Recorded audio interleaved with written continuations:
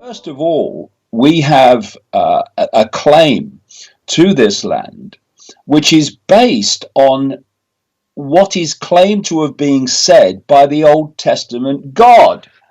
You know, in the book, I've quoted Israeli politicians who were justifying the taking over of Palestine, the invasion from Europe of Palestine, if we break it down to its basic truth.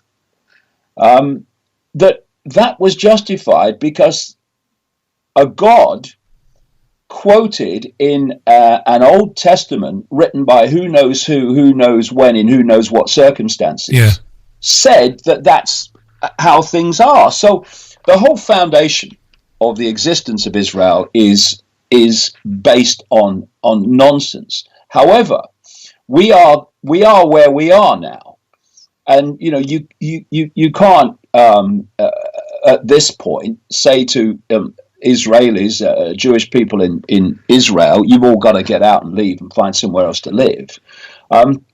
Not least because there are great numbers of people in Israel who don't support what their far-right government under Netanyahu and others is doing to the Palestinians. Hello and welcome to the public version of the weekly video cast on davidicke.com with David Icke and myself, Richie Allen. Hope you're well. Hope you've had a good week. Good morning, David. Morning, Rich. It's been a very, very busy week, hasn't it? And it's been dominated by two issues. Brexit, which I'm sure you'll talk about at some stage later on, but the announcement by Donald Trump this week that the United States will recognise Jerusalem as the capital city of Israel. That's been making the headlines all week and today as well. What have you made of that? What's really going on there, do you think? Well, it's the most predictable decision you could even begin to imagine. I mean, even I have been taken aback by how much in the new book, Everything You Need to Know But Have Never Been Told, that I only finished about 6 weeks ago, it's just published, that is actually happening already. And what this whole recognition of Jerusalem as the Israeli capital and the moving of the US embassy is about is a process that began long ago of Israel taking over that entire area of land and removing the Palestinians who were there before from that whole area, what is known as the Greater Israel Project, the expansion of Israel project. And there's so many dots that can be connected here. First of all, let's start out with a basic one. The claim that that land is the ancient land of Israel, of a people who go back to the ancient people of Israel. Well, they're not.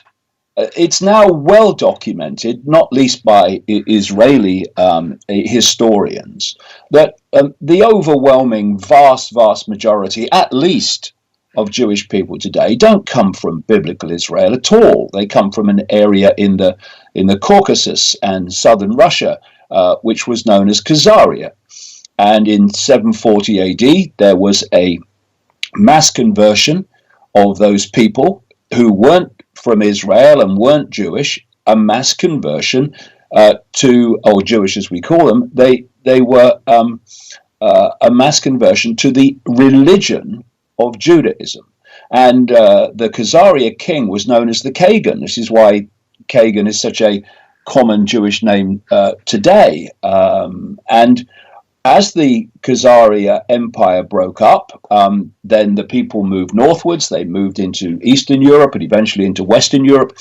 And they were the people that were outrageously, grotesquely targeted by the Nazis in Germany.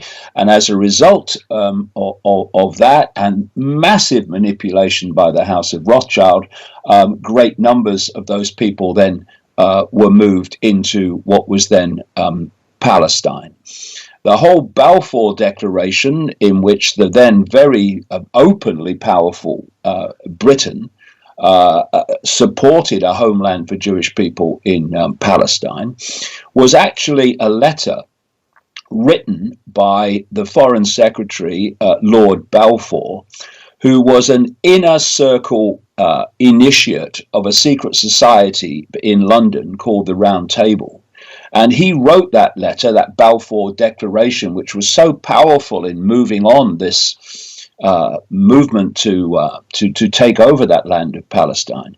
He sent it to Lord Rothschild, who funded and essentially created the Round Table Secret Society. You don't see that story in the historical records of the Balfour Declaration, which of course just had its 100th anniversary.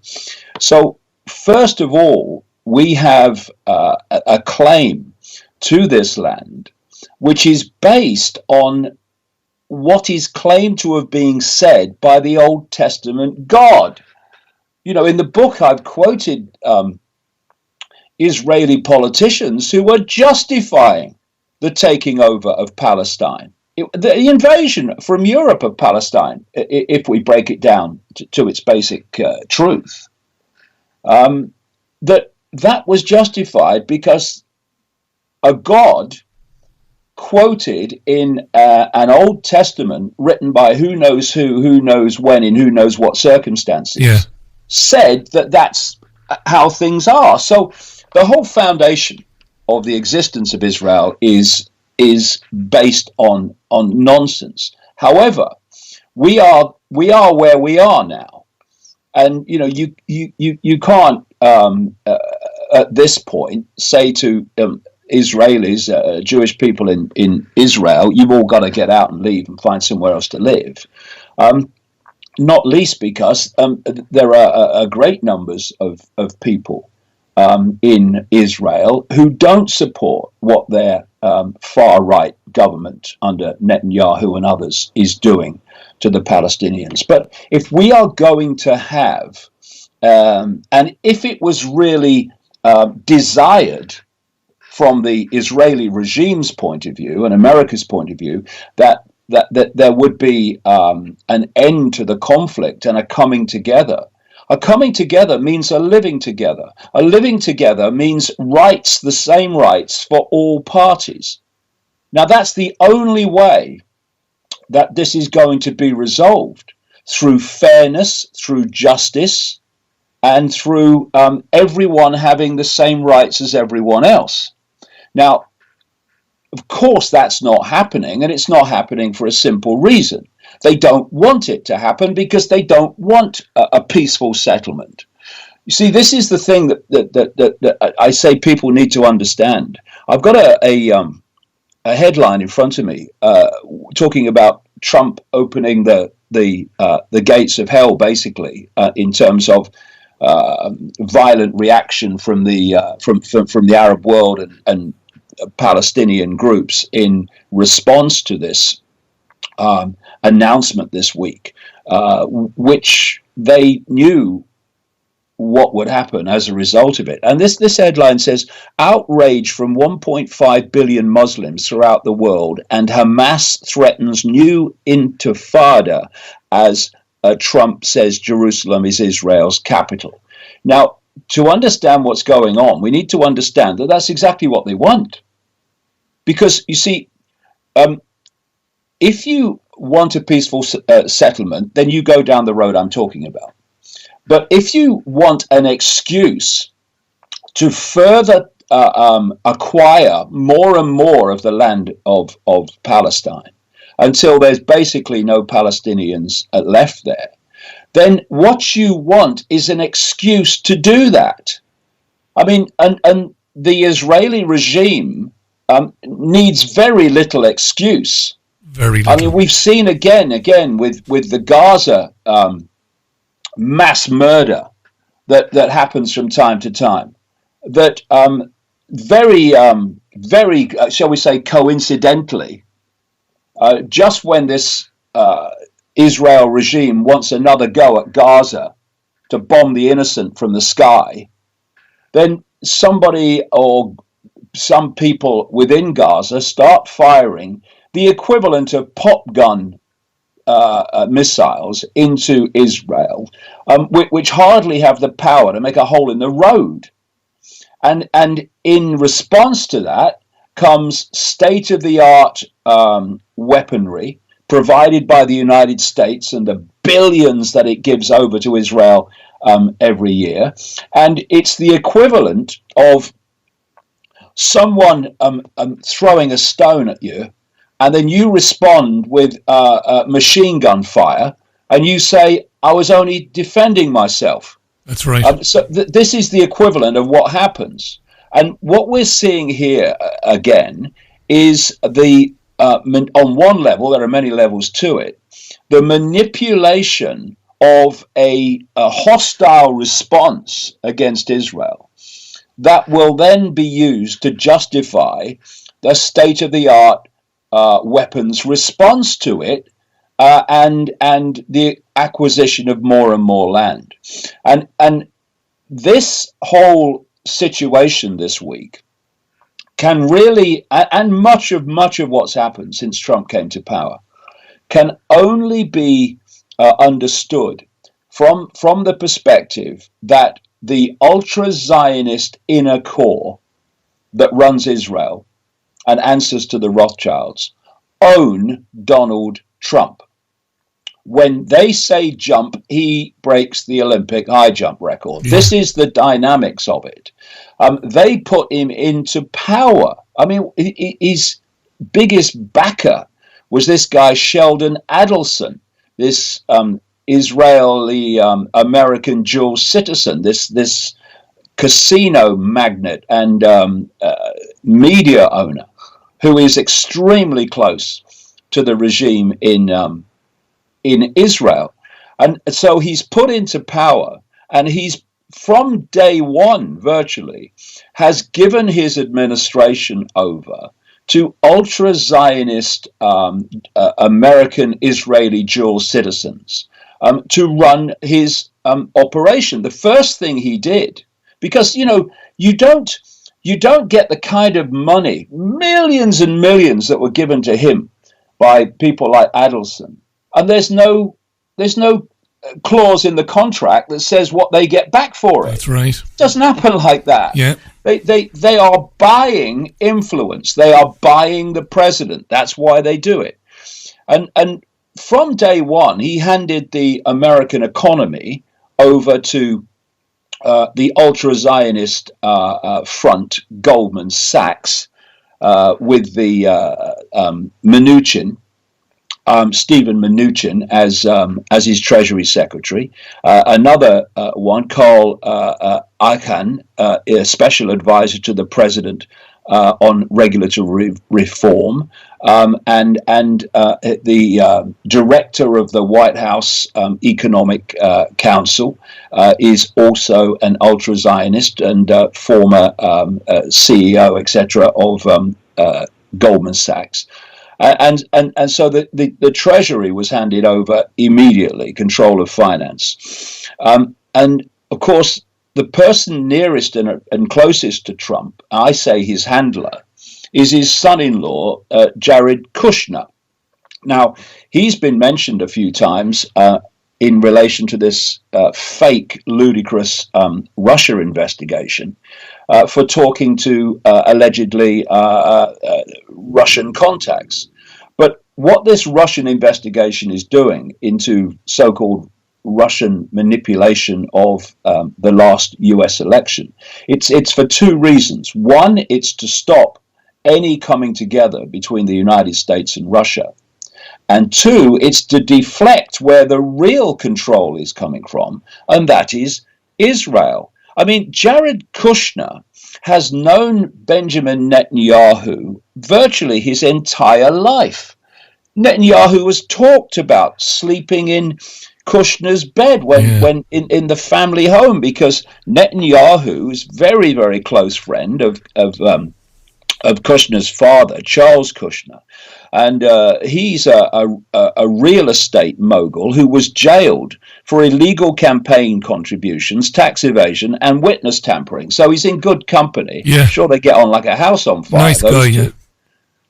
And so then you look at Kushner's background. He's quite blatantly an agent of Israel. He has funded illegal settlements in Israel, something he was exposed for very recently, and not disclosing it when he should. And he's got big business connections to George Soros, another one of these massive manipulators of American politics. And he is a funder of the American Israel Public Affairs Committee, AIPAC, which is the lobby arm, the massively money no object lobby arm of Israel in the United States. And so Trump does what this network tells him. If you go further into the rabbit hole around Trump, Rich, Kushner's special assistant, his own special assistant, is another ultra-Zionist, Avram Berkowitz, and another Trump senior advisor alongside Kushner is another Zionist called Stephen Miller. The president also has a list, Trump also has a list of special assistants who are Zionists. He named his own lawyer, the extreme Zionist David Friedman, as his ambassador to Israel, so he's going to be fair. Jason Greenblatt, who's executive vice president and chief legal officer to Trump and the Trump organization. He's now his advisor on Israel, and he became U.S. Special Representative for International Negotiations, which include negotiations between Israel and the Palestinians. So the whole thing is completely stitched up, and what Trump does is what Israel wants him to do. And once you start to put this together and realize this, then these decisions, like what has happened this week, become obvious. And yet, it becomes obvious why Trump has focused his attention on demonizing Iran, because Israel has a long plan to change the regime in Iran. So it's all connecting together, and what they want is another excuse to send the boys in as a result of quote defending themselves. And Max Blumenthal, speaking to RT in the week, agrees with you in terms of the influence of Kushner and the fact that he might be handling Trump. And yet all the US and UK media want to talk about is evidence that Trump is under the thumb of Vladimir Putin, when it's screaming out that the Israeli lobby is controlling the White House. It's extraordinary, really. But then I suppose it isn't extraordinary. If it wasn't, why would we be doing this now, today, talking about it? The stones being thrown yesterday, David, and the live ammunition being fired back, is this a real concern that over the next few days it could escalate into something very, very serious like we've seen in recent years? Well, we'll have to see how it goes, but all I can say is that's what Israel wants. Yeah. It wants the excuse to take the military route to further suppress and oppress this tragic Palestinian people. And by the way, before we leave the point about Trump and the White House, let's not just think that this has just happened with Trump.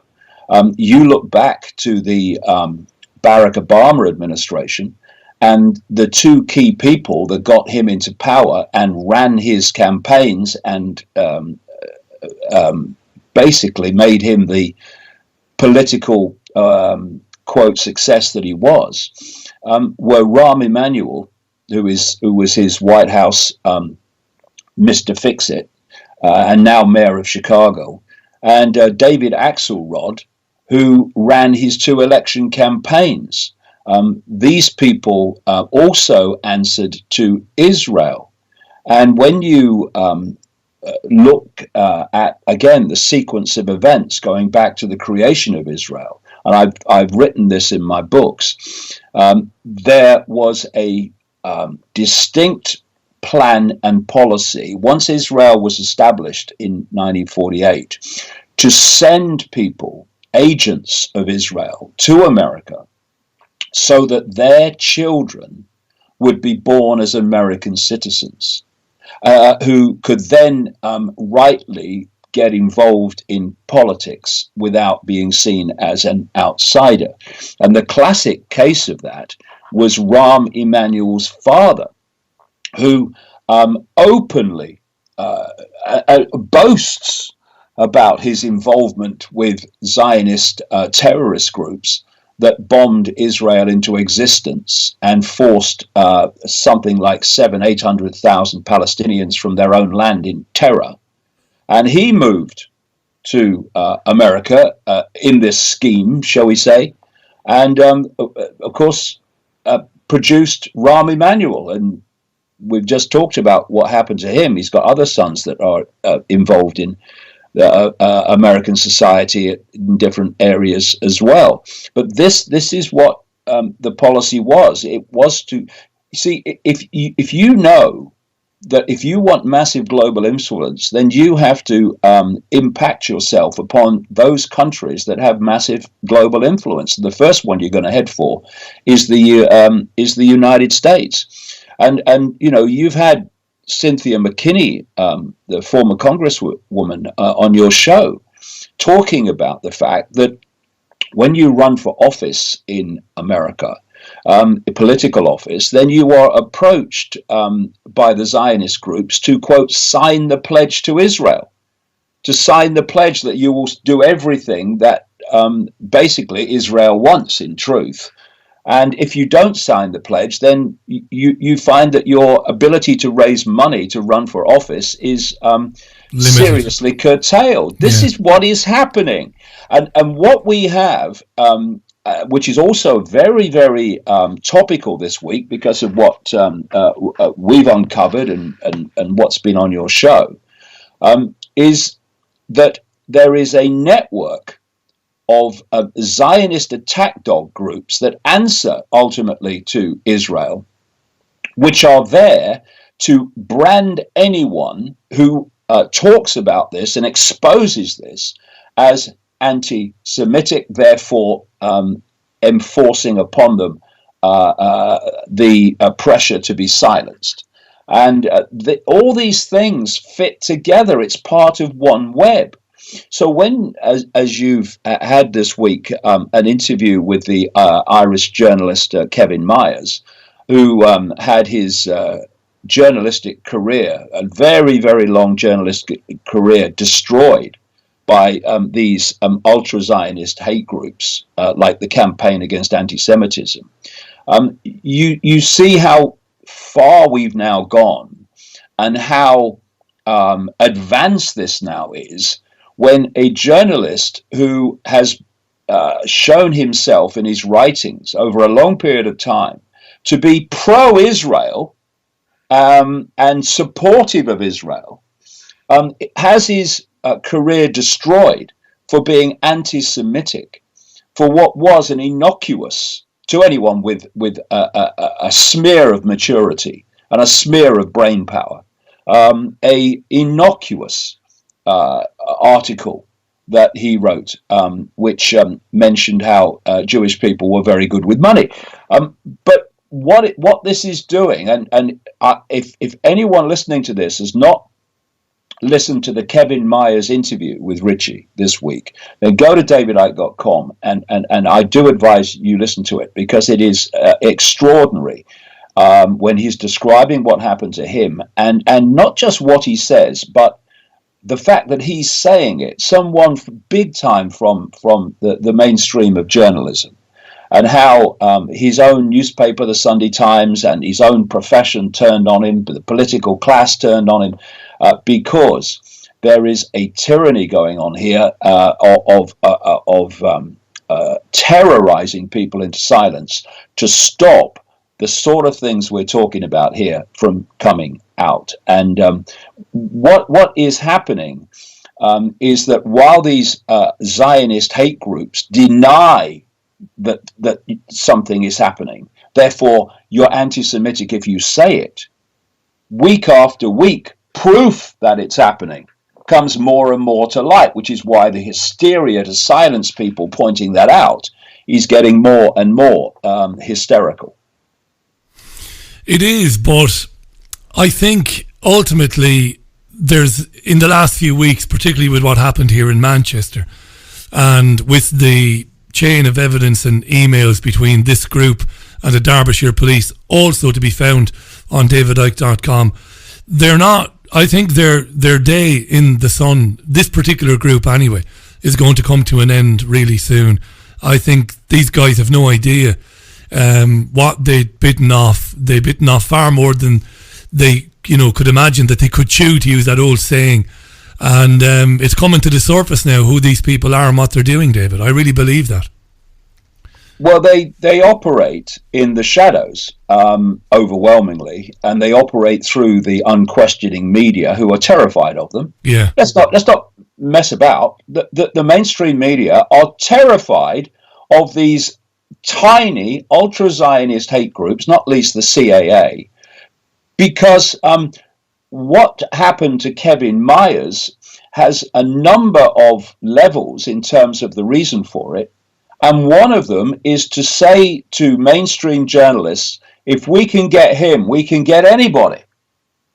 So you better not take us on. You better not question us.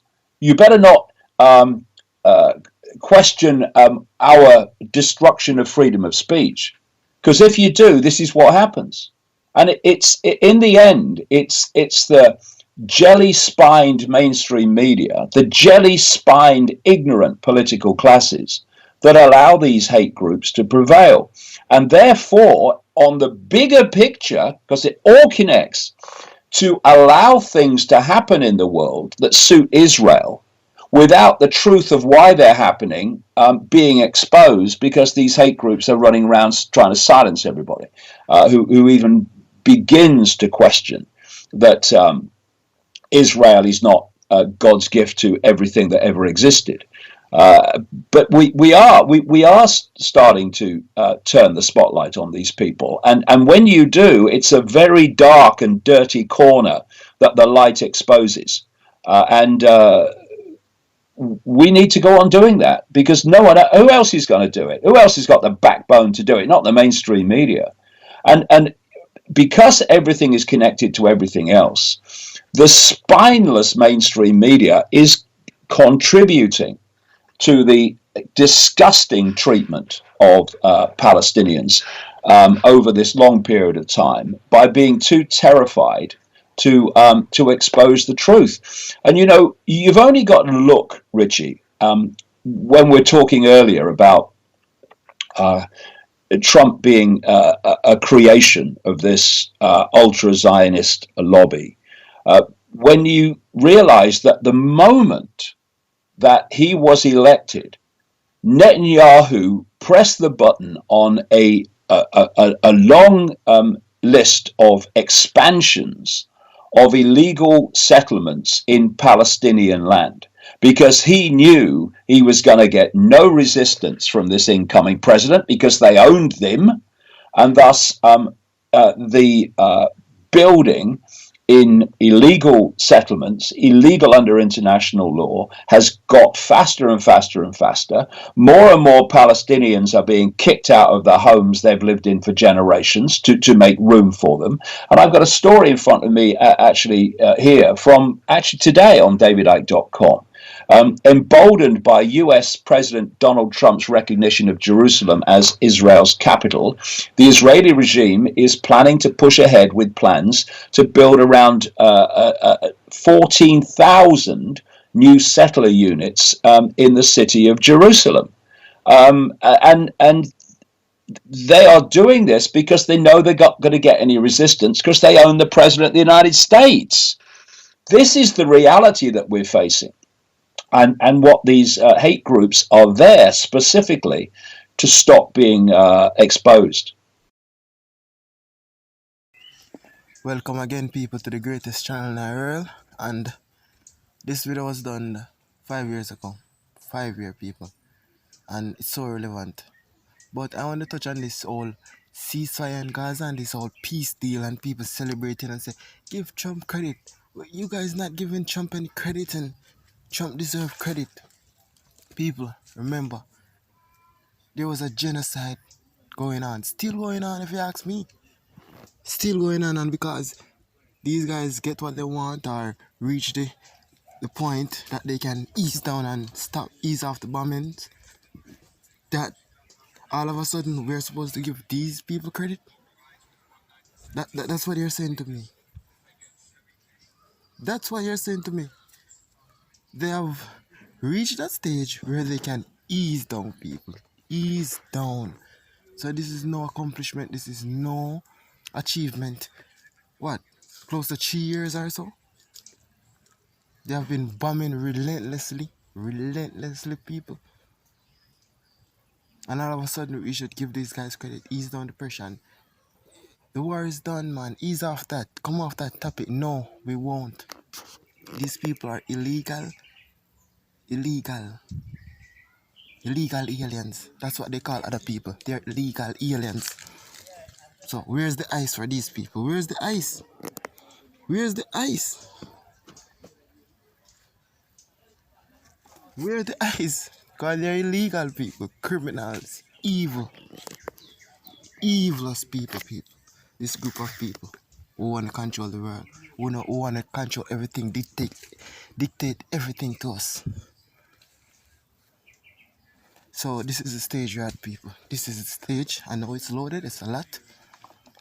And couple of many want to touch on that, but these words are so true and they are so illegal and censored to talk about. But we keep on pushing the limit. Do what we can to get the truth out there, get the information out there, get the knowledge. That's why we're here, people. That's why we're here. No video is old when it comes to David Icke. The whole matter of fact, the whole of the video of David Icke, it's like the more precise, the more accurate, the more relevant, the more potent it is. Might sound weird, but it's the truth. It's the facts. It is the facts. No doubt about that. So we'll keep on pushing this message till we are obliterated from this platform. We'll keep on pushing this. So more power, more strength. Keep the fight going, people. Keep the fight. Never stop. Never stop. We're the ones we've been waiting for. We are the ones we have been waiting for. So we continue. Love.